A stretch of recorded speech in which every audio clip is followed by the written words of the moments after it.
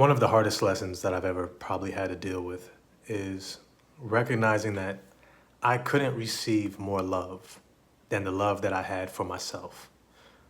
That no matter how much I may have wanted out of a relationship or from someone who was trying to love me or connect with me, that I couldn't receive more than what I was already practicing or embodying inside of me. Sometimes we have this kind of imagination within our relationship constructs. We get with someone who has this appeal, and we create these fantasies of what we believe the relationship can be. And it's not that it's wrong to be optimistic, to be excited, but sometimes that internal projection of what we think the relationship can be is really a projection of our internal world and what we're still missing, of what we're still desiring to experience inside of us. And so we begin to project it out onto someone else in hopes of connecting with ourselves in a way that we are deeply needing. Now, many times this can set unfair expectations.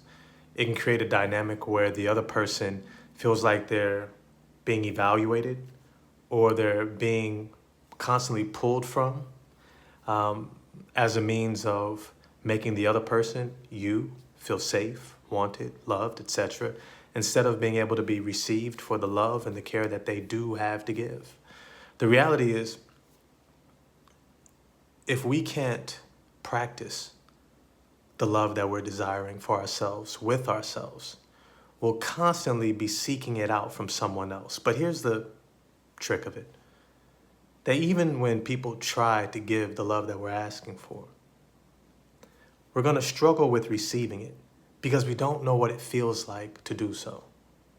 We don't know what it feels like to embody that. We don't know what it feels like to be listened to, considered, supported, cared for in a consistent, authentic way because we don't even practice that within ourselves.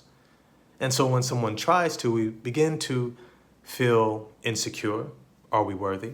We begin to feel distrustful, projecting past experiences.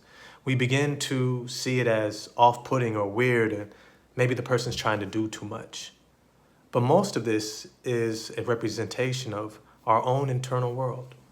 We have not familiarized our bodies, our spirit, our mind, our emotions with the love that we're desiring because we haven't begun practicing it ourselves.